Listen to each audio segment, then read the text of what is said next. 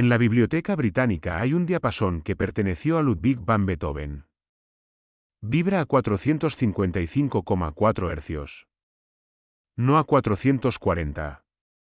No a 432. Una frecuencia por la que hoy nadie está peleando. Cada piano en cada sala de conciertos del planeta está afinado a un estándar que Beethoven jamás usó.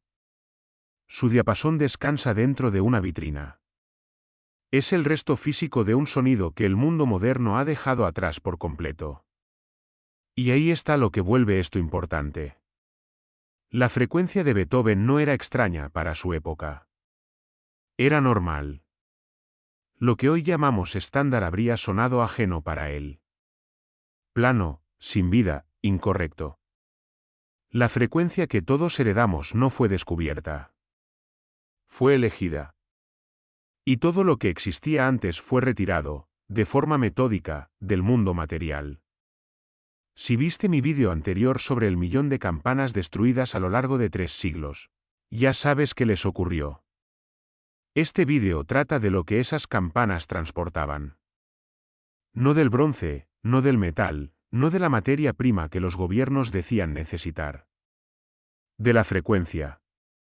Del tono exacto que conservaba cada campana, afinado por familias de fundidores cuyo conocimiento pasaba de padre a hijo durante generaciones. Ese sonido ya no existe. Y la forma en que desapareció fue mucho más deliberada de lo que casi nadie quiere admitir. Antes de 1711 no existía una manera confiable de medir la altura del sonido. No había diapasones. No había referencias electrónicas. No había estándares internacionales. Cada comunidad del planeta afinaba sus instrumentos según lo que produjera el instrumento local más grande. Casi siempre, el órgano de la iglesia. Y los órganos variaban muchísimo. 2 iglesias en una misma ciudad podían estar afinadas con una diferencia de un semitono entero. Un músico que viajara de París a Viena tenía que volver a afinar todo al llegar. Eso no era caos. Era la condición normal del sonido durante casi toda la historia humana. Cada lugar tenía su propia voz. Las campanas de tu pueblo sonaban en una altura propia de tu pueblo. El órgano de tu catedral resonaba en una frecuencia ajustada a la piedra y al espacio. El coro se afinaba al órgano. La congregación se afinaba al coro. Todo el entorno acústico de una comunidad vibraba en frecuencias que pertenecían a ese lugar y a ningún otro. Tenemos pruebas físicas de lo variable que era la afinación. Un diapasón vinculado con Handel, fechado en 1740, vibra a 422,5 Hz. Un ejemplar sin identificar de 1780 marca 409. El diapasón de Beethoven, alrededor de 1800, alcanza 455,4. Eso representa una diferencia de 46 Hz en solo 60 años. Y estamos hablando de músicos prominentes que trabajaban en el centro de la cultura europea. Los órganos de catedral franceses del siglo XIX afinaban su nota incluso en los 370. La Royal Philharmonic de Londres osciló entre 433 y 455 entre las décadas de 1820 y 1850. Las bandas de gaitas de las Highlands siguen tocando hoy entre 470 y 480. La idea de que una sola frecuencia era el estándar natural antes de la era moderna es una falsificación. No existía un estándar. Existían cientos de frecuencias, cada una anclada a un lugar, a un edificio, a una campana. Entonces intervinieron los gobiernos. El 16 de febrero de 1859, el gobierno francés aprobó una ley. No una sugerencia, no una guía, una ley. Declaró que la nota por encima del do central vibraría a 435 Hz en toda Francia. A eso lo llamaron diapasón normal. Fue la primera vez en la historia que un gobierno dictó por estatuto legal la altura de la música. Piénsalo un momento. Una nación que acababa de pasar décadas discutiendo los derechos del hombre encontró tiempo para legislar la velocidad de vibración de una nota musical. La ley se expandió. Una conferencia celebrada en Viena en 1885 adoptó los 435. Para Italia, Austria, Hungría, Rusia, Prusia, Sajonia, Suecia y Württemberg. El sonido estaba siendo centralizado. Pero no se detuvo ahí. En 1884, Giuseppe Verdi, el compositor de ópera más famoso del mundo, escribió al gobierno italiano. Apoyaba el estándar francés, pero añadió algo notable. Si la comisión consideraba que, por exigencias matemáticas, la afinación debía bajar a 432, él se adheriría a esa decisión con la mayor voluntad. Italia escuchó. El Ministerio de Guerra italiano, no un conservatorio, sino una institución militar, adoptó 432 hercios como estándar nacional. Durante un año, Italia se afinó a una frecuencia que algunos investigadores hoy sostienen que está alineada con la estructura matemática del mundo natural. Y luego, en 1885, una conferencia en Viena dominada por delegados británicos los anuló. Italia abandonó los 432. La frecuencia que Verdi había respaldado, la misma que el ejército italiano había adoptado oficialmente, fue descartada en menos de 12 meses. Nadie votó eso. Ningún músico italiano fue consultado en la reversión. Los británicos simplemente decidieron que se había terminado. Y aquí es donde la mayoría de quienes cuentan esta historia se equivoca. Culpan a los nazis. Afirman que Joseph Goebbels organizó una conferencia en Londres en 1939 para imponer los 440 hercios como un arma de control psicológico. Pasé semanas verificando esa afirmación. Se derrumba por completo. La conferencia de 1939 fue organizada por el British Standards Institute, no por Berlín. Asistieron 3 delegados alemanes. Ninguno era Goebbels. Estuvieron presentes 5 delegados franceses. También 3 italianos. Los países que supuestamente habían sido excluidos, en realidad, estaban representados. Podría construir una versión más espectacular repitiendo el mito de Goebbels. En esa historia caben millones de vistas. Pero la historia real es más extraña que la teoría conspirativa, porque la historia real no necesita un villano. Solo necesita que sigas el rastro de lo que fue destruido físicamente. Déjame llevarte por una cronología que casi nadie pone en un solo lugar. En 1700, el zar Pedro el Grande confiscó alrededor de 100.000 campanas de iglesia en Rusia para fundirlas y convertirlas en cañones después de la batalla de Narva. En 1793, la Convención de la Revolución Francesa aprobó un decreto el 23 de julio. Cada parroquia podía conservar una campana. Todas las demás campanas de Francia debían ser fundidas. Aproximadamente 100.000 campanas de 60.000 campanarios fueron destruidas. 80% de todas las campanas de iglesia francesas desapareció en menos de 2 años. Durante la Guerra Franco-Prusiana de 1870 a 1871, el obispo de Nancy autorizó a cada parroquia de su diócesis a entregar todas menos una campana para la producción de cañones. En la Primera Guerra Mundial, el 44% de todas las campanas de Alemania fue confiscado o destruido. Después llegó el decreto 118. 6 de diciembre de 1929. El gobierno soviético prohibió cualquier toque de campanas y ordenó fundir cada campana del país para obtener bronce industrial. El 99% de las aproximadamente 1 millón de campanas de Rusia fue destruido. 20 fundiciones especializadas cerraron. El conocimiento hereditario de la fundición de campanas rusa, transmitido durante siglos dentro de las familias, terminó allí.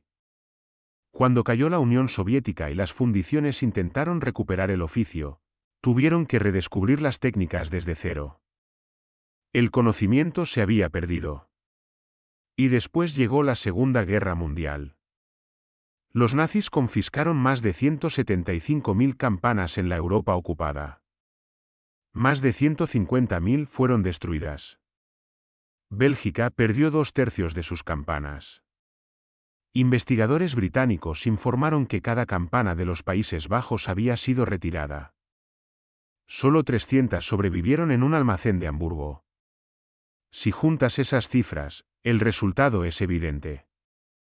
A lo largo de 3 siglos de revoluciones, guerras y decretos gubernamentales, al menos 425.000 campanas de iglesia documentadas fueron eliminadas físicamente de Europa.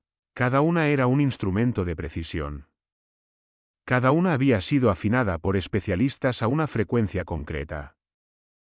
Cada una servía como punto de referencia acústico para su comunidad. Cuando las campanas se fundieron, las frecuencias se fundieron con ellas. Y cada campana de reemplazo, cada nuevo instrumento fundido después de la destrucción, se afinó al estándar que el gobierno del momento respaldaba. Los tonos antiguos no sobrevivieron. No podían sobrevivir. Existían en el bronce, y el bronce terminó convertido en cañones, monedas y material industrial. Tengo que ser honesto con algo que me ha preocupado mientras investigaba esto. Entré esperando encontrar un esfuerzo coordinado. Algún programa deliberado para borrar frecuencias específicas de la experiencia humana. No encontré eso. Lo que encontré es peor, porque no requiere coordinación alguna. La Revolución Francesa fundió campanas para hacer monedas y armas. Los soviéticos las fundieron para industrializarse. Los nazis las fundieron para munición. 3 gobiernos distintos, 3 siglos distintos, 3 motivaciones ideológicas completamente diferentes. Y el resultado es exactamente el mismo. Cada referencia antigua de frecuencia en Europa fue eliminada físicamente. Si esto fuera una conspiración, podría señalar una reunión, un memorando, una decisión. Pero cuando el mismo resultado aparece desde causas no relacionadas a lo largo de 300 años, no estás viendo un plan. Estás viendo algo más inquietante. Un patrón que se reproduce a través de cada forma de poder centralizado, sin importar su ideología. Y aquí es donde todo se conecta. Los edificios para los que se diseñaron esas campanas siguen en pie. La acústica de las catedrales no fue accidental. En 2016, investigadores de universidades griegas usaron barridos de onda sinusoidal para mapear las propiedades acústicas de 8 iglesias bizantinas en Tesalónica. Descubrieron que los arquitectos habían tomado decisiones de diseño deliberadas basadas en el sonido. Vasos acústicos, tinajas de barro llamadas ánforas, estaban incrustados físicamente en los muros y las cúpulas para amplificar frecuencias resonantes específicas. No eran decoraciones. Eran tecnología acústica construida dentro de la propia estructura. En la Catedral de Noyon, en Francia, los investigadores descubrieron una cámara subterránea llamada Caveauponocamtique, un conjunto de vasijas acústicas instalado bajo el suelo del crucero. Fue diseñada como un amplificador monumental, inspirado en el tratado arquitectónico de Vitruvio del siglo I a.C. Esto apareció publicado en el Journal of the Society of Architectural Historians en 2016. Los constructores medievales escogían caliza y piedras cristalinas precisamente porque esos materiales conducen y amplifican las ondas sonoras. Las catedrales góticas producen tiempos de reverberación de 5 a 8 segundos. Las iglesias ortodoxas van desde 1,5 segundos en una capilla rural hasta 6 segundos en una catedral. Un investigador de acústica que estudió la arquitectura ortodoxa hizo una observación que me dejó helado. Escribió que esas iglesias eran mucho mejores para contener sonido que para contener personas. Y se preguntó si los constructores consideraban que los santos pintados en los muros y el sonido reverberante eran los verdaderos ocupantes, para quienes en realidad se habían creado esos espacios. ¿Has estado dentro de un edificio así? ¿Lo has sentido? Ese zumbido por debajo de la conciencia. Esa sensación de que la piedra misma resuena con algo que no puedes nombrar. Todos los turistas lo describen. Todos los peregrinos lo sienten. La explicación habitual es espiritual. El lugar es sagrado. La arquitectura inspira asombro. Pero ¿y si la explicación fuera más simple que eso? ¿Y si fuera acústica? Esos edificios fueron diseñados como instrumentos. La piedra, las bóvedas, las proporciones, los vasos incrustados en los muros, todo fue calibrado para amplificar frecuencias específicas. Las campanas sonaban en esas frecuencias. El órgano se afinaba a las campanas. El coro se afinaba al órgano. Durante siglos, todo el edificio zumbó en una resonancia unificada. Piedra amplificando bronce, amplificando voz, amplificando piedra. Un circuito de retroalimentación sonora ajustado a la arquitectura hasta las propiedades moleculares de la caliza. Ahora imagina ese sistema sin las campanas. El órgano reajustado a un nuevo estándar. El coro siguiendo al órgano. El único elemento que todavía vibra en la frecuencia original es el edificio mismo. Las vasijas siguen dentro de los muros. La piedra aún favorece las mismas longitudes de onda. Pero nada la alimenta. El instrumento sigue intacto. Nadie lo está tocando. Las iglesias modernas te muestran lo que se perdió. Usan tabla roca en lugar de piedra. Alfombra en lugar de mármol. Paneles acústicos de espuma en vez de caliza cristalina. Un investigador describió el resultado con claridad. Demasiado muertas para cantar, demasiado vivas para hablar. El sonido se absorbe de forma irregular. Las frecuencias altas mueren. Las bajas se vuelven turbias. Ahora tenemos micrófonos para compensarlo. Puedes celebrar un servicio en un centro comercial. Pero algo fundamental cambió. La arquitectura dejó de formar parte de la música. Pasó a ser un contenedor de sonido amplificado en vez de un generador de resonancia. La diferencia no es sutil. Es la diferencia entre un instrumento y una caja. Entonces, ¿qué fue lo que realmente se perdió cuando se destruyeron 425.000 campanas y el mundo occidental adoptó una sola frecuencia? El debate popular lo plantea como 432 contra 440. Armonía antigua contra imposición moderna. Pero ese planteamiento es incorrecto. No existía una sola frecuencia antigua. Existían miles. Cada una ajustada a un edificio concreto en un lugar concreto. Cada una refinada durante generaciones por artesanos que entendían la relación entre bronce y piedra de formas que apenas estamos empezando a recuperar. Un estudio revisado por pares expuso a 33 voluntarios a música afinada tanto en 432 como en 440 hercios sin decirles cuál era cuál. El grupo de 432 mostró descensos medibles en la frecuencia cardíaca y reportó sentirse más concentrado y satisfecho.